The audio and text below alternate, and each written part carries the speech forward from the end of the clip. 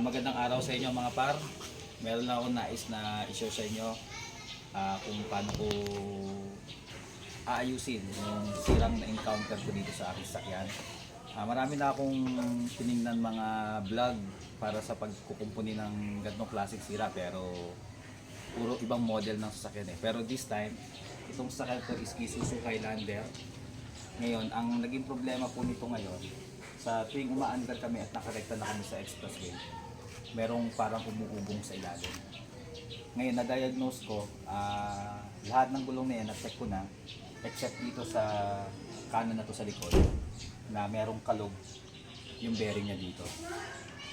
So, for today's video po, i-share ko po sa inyo kung paano ko siya papalitan, or kung da-diagnose natin, bubuksan natin para malaman natin kung ano talaga ang problema niya, kung bearing ba, or baka mamaya pwede rin po dun sa loob ng differential o sa bungo.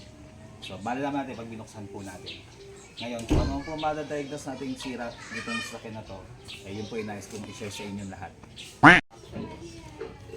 Bali mga par, ang pagbulot ng ehe nito, halimbawa ngayon natanggalan natin lahat ng mga brake set, at itong plate na lang ang natira, naluwagan ko na rin yung tornilyo dito sa likod. So ang gagawin natin, bubunutin na. Minsan kasi, pag stack up, yung iba, kamay nakakaya to. Hindi totoo yan. Kung gaano katagal na hindi nabuksan. Pero ito, medyo matagal na hindi nabuksan to, taon na rin, hindi na kaya ng kamay ko. Ang ginagawa ko po dito, ganito po. Lalagyan po natin siya dito ng, lalagyan po natin yung hub niya dito, pabaligtad, tapos lagyan natin siya ng nut. Kahit dalawa lang po, okay na.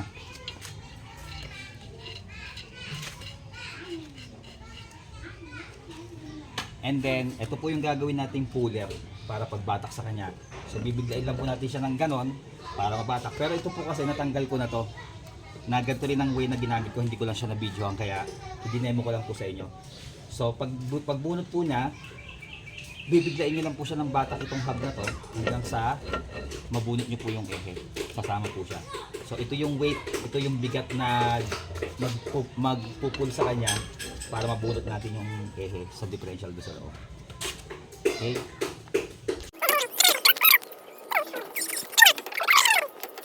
Ito mga kalikot, kaya nilalagyan natin ng alambre to para hindi tayo tumama sa oil seal pagbunot natin ng ehe.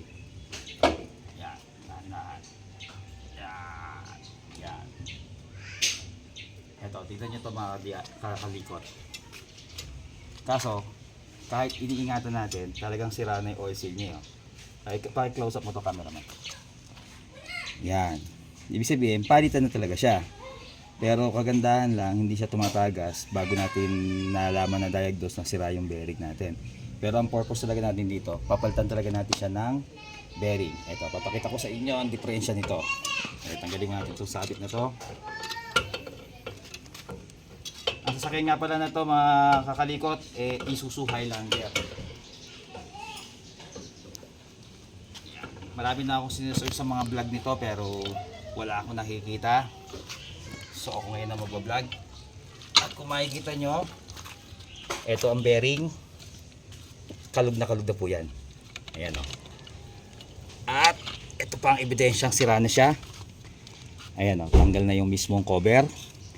Lumalabas na yung mga bulitas. Ayan, durog na ang bulitas.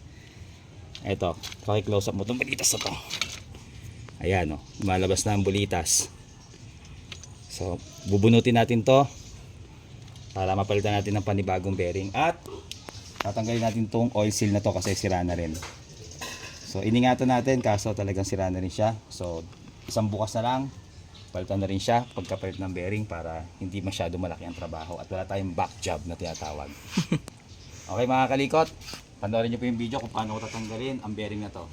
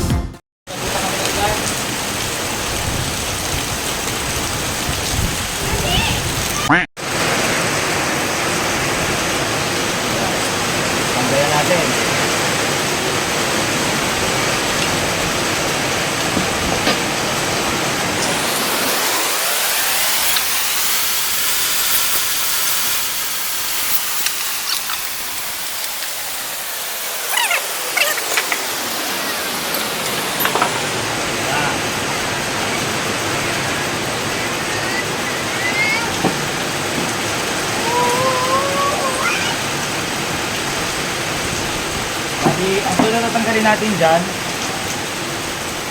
tatanggalin mo natin itong clip. Tapos, ito, kaya natin pukpukin to para umugso. Ayan. Mamaya, papakita ko rin sa inyo yung video kung paano tatanggalin itong lock para mahugot natin itong race mismo.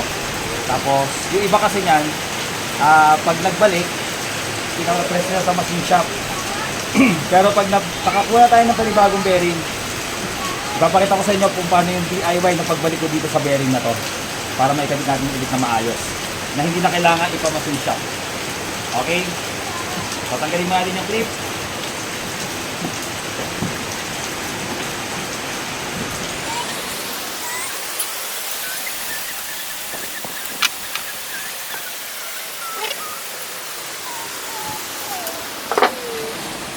Pakita mo yun. Ito yung clip niya. Parang siya yung stopper nitong lock ng bearing. So ito, tatanggalin din natin to. Papakita ko rin po sa inyo kung paano ang video nito. Kung paano ko tatanggalin na ako lang ang tatanggal.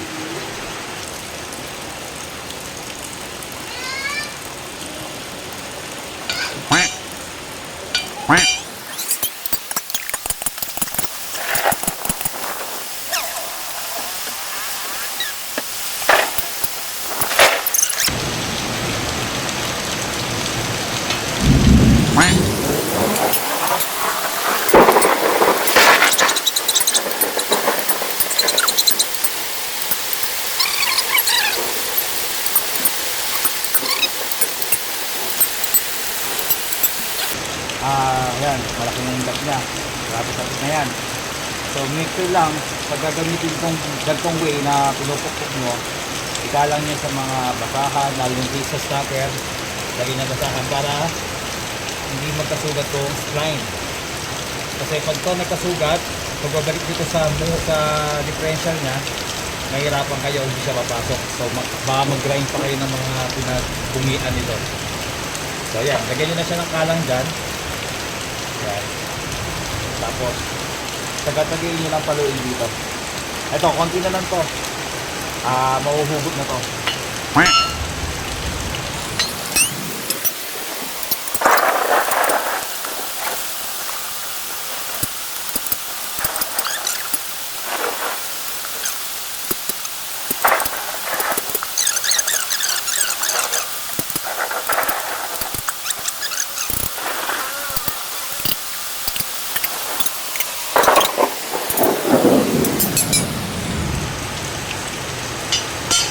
Yan.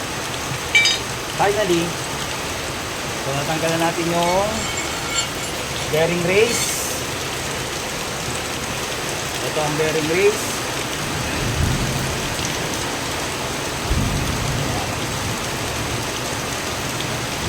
So pag bumili tayo sa auto supply to, dali na lang natin to, saka yung housing niya para as per sample tayo. Tapos ito, pag bumili tayo ng bearing, kasama naman itong lock na to. So, kung paano natin tinanggal, gawin natin na may babalik. Pero, ibang paraan ng pagbabalik na gagawin natin para maiwasan natin masugatan itong body ng lock. Kasi para yung oil seal, maupo natin ng maayos. Okay? Papakita ko sa inyo kung paano ko siya ibabalik. Sa pagtanggal ng oil seal, karamihan ginagamit ko, pwedeng liabe, o kaya pwedeng martilyo, depende. Kasi minsan, mahirap tanggalin to kasi dikit na dikit. O kaya minsan nakapress na siya dito ng mahigpit. So try natin sa martilyo muna.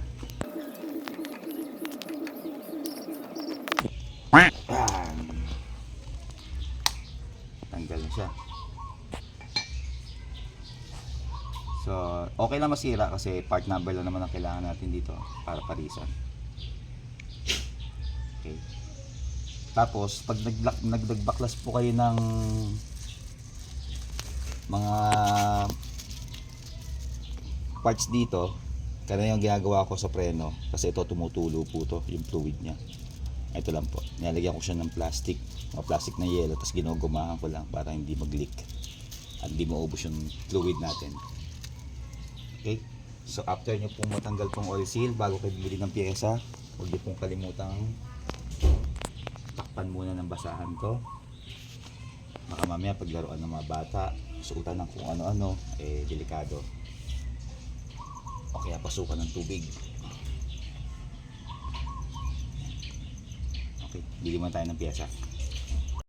Mga par, nabili na natin yung mga pyesa na gagamitin natin, na binaklas natin dun sa bearing na mabalitan natin. Ito yung bearing, ito yung lock ng bearing, ito na rin yung bagong oil seal na ilalagay natin doon. Kabit muna natin yung bearing sa ehe. Papakita ko sa inyo kung paano ko i-DIY ito. Okay. Okay.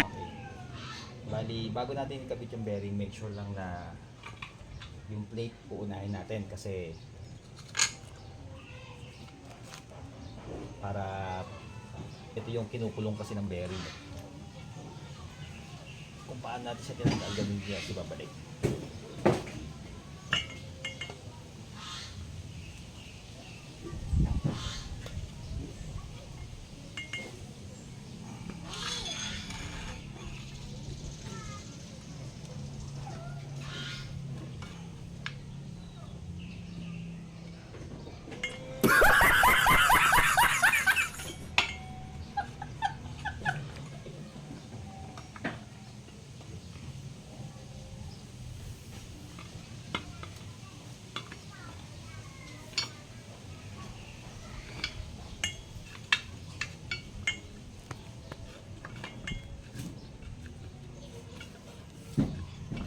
Kailangan tama kung paano siya, kasi pag nagkamali tayo at naikabitan natin yung bearing, panibagong trabaho yan.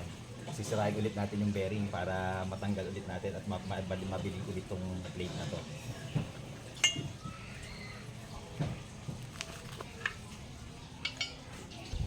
Okay, sa pagsalpak ng bearing, bago natin salpak, pwede natin lagyan siya ng oil para dumulas ng konti.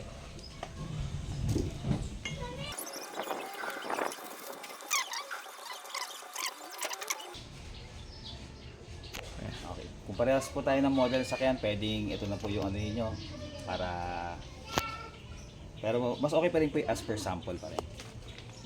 Kasi baka mamaya nung nabili niyo yung sakyan, naritoke na pala yung ehe niya, iba na yung bearing na ginagamit. Ito lang po yung lock na ilalagay natin pang lock sa bearing. Meron po ako ditong special tools na ginawa. Yan, kung nakapansin nyo po, meron din po siyang bearing dito. Ito po yung gagamitin natin para maitulak natin at maipress natin yung bearing. Panoorin nyo po kung paano gagawin ko. Lagyan natin ng konting oil para nilubricant pagpasok.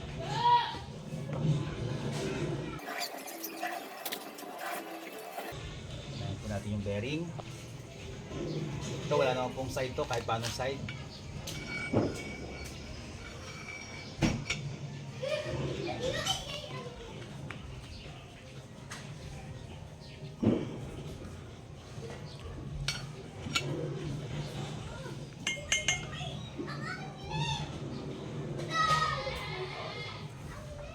And then yung lock.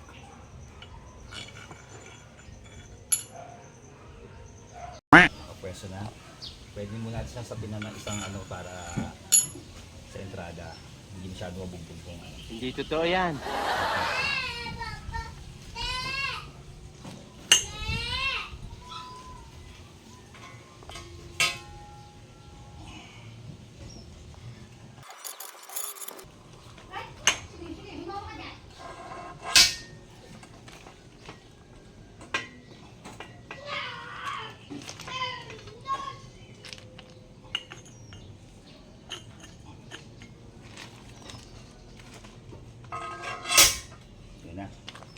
Napansin nyo, umuusod ka agad.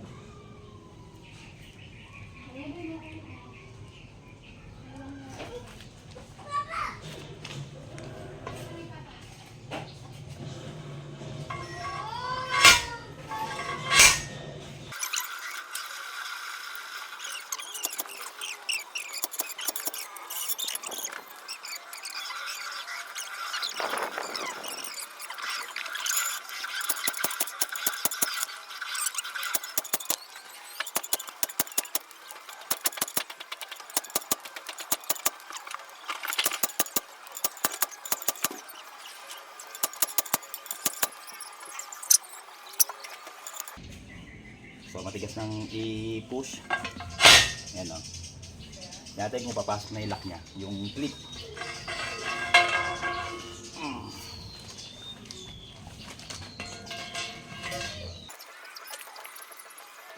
Naipasok natin siya ng maayos.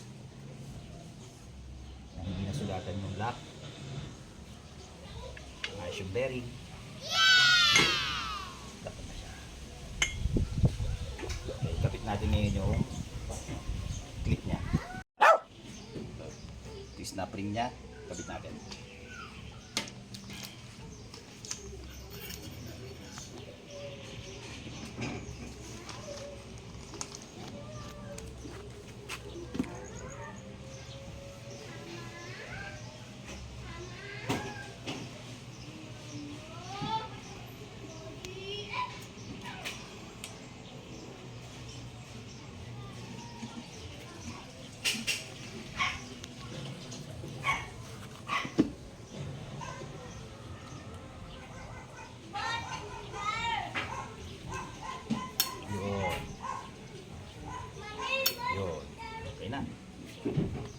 Nag-lock na siya mga par. So, ibig sabihin, sakto na po yung higpit natin. Yung pagkakapress sa kanya. Yan. So, ganun lang po. Hindi natin kailangan ng machine shop. So, kailangan nyo lang po mag-provide ng DIY na ginawa ko na to. Tsaka, yung bigat ng tubo niya is enough na para itulak tong gantong klaseng bearing. Ayan, malinis po siya. Walang katama-tama. Ngayon, ibabalik na po natin siya doon. Kakabit po muna natin yung oil seal. Tapos, saka natin ipapasok po. Okay, pagkabit po natin ng oil seal, linisin po muna natin yung mga surround niya. Para ito maayos.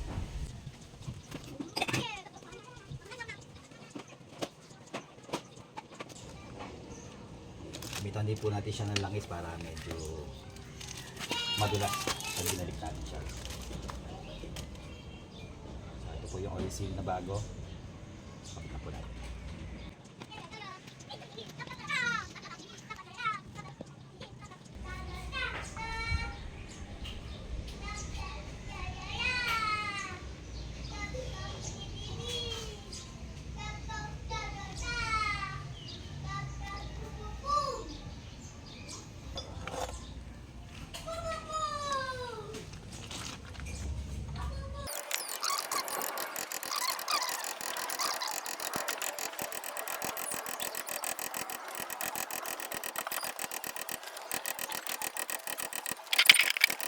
Actually, dapat na siya.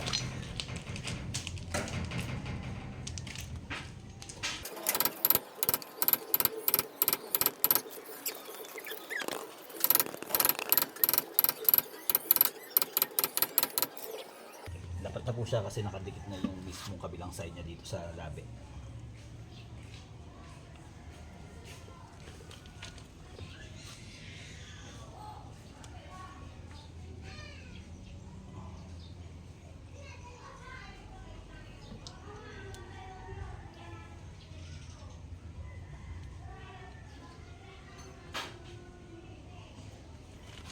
Okay. Ngayon, papasok na natin itong ehe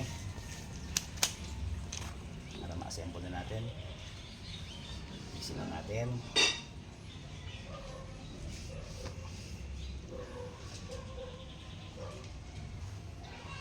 And lagyan na rin natin siya ng oil para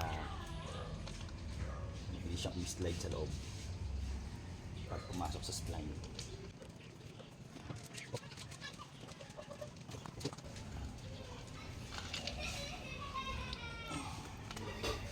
Pagpasok po natin, hanggat maaari, iwasan po natin madukduk tong oil seal hanggang sa ipasok po natin yung mismong spline ng ehe sa kanyang differential.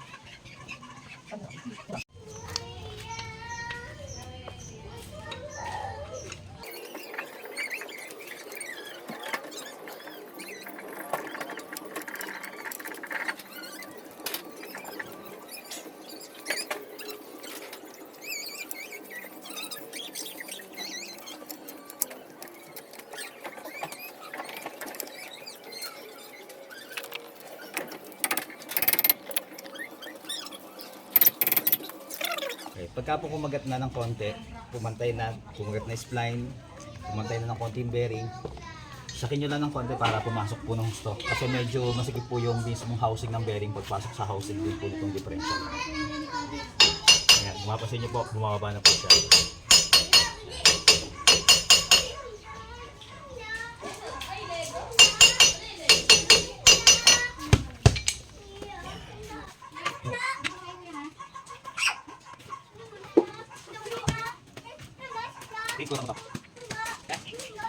Kung mga tornilyo na, pag tumagos na, pwede nyo po siyang ilak para makatulong din siya sa pagpipress ng bearing papasok dun.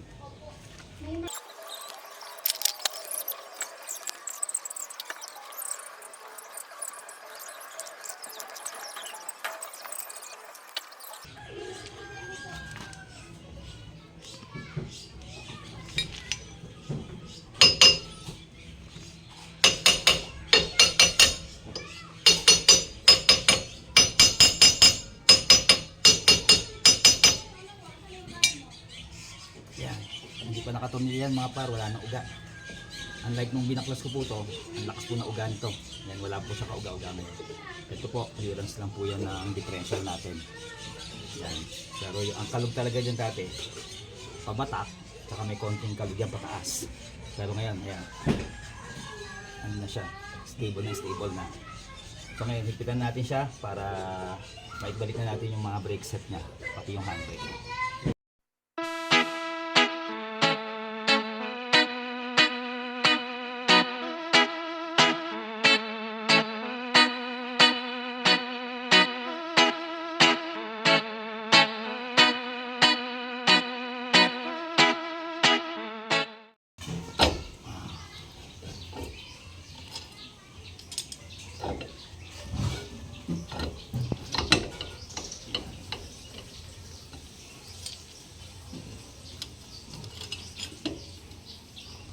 Yan po, so okay na.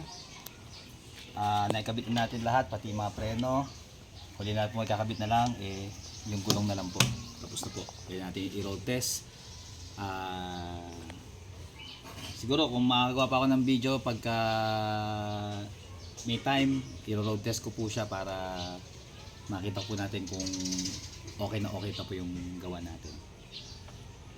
Okay? So hanggang dito na lang po muna. Abangan nyo po ibang video ko po sa mga dadiagnose sa mga may encounter nating sira dito sa ating Isuzu Highlander na i-share ko pa rin po sa inyo. Maraming salamat po at sana po nagustuhan nyo po ang aking video.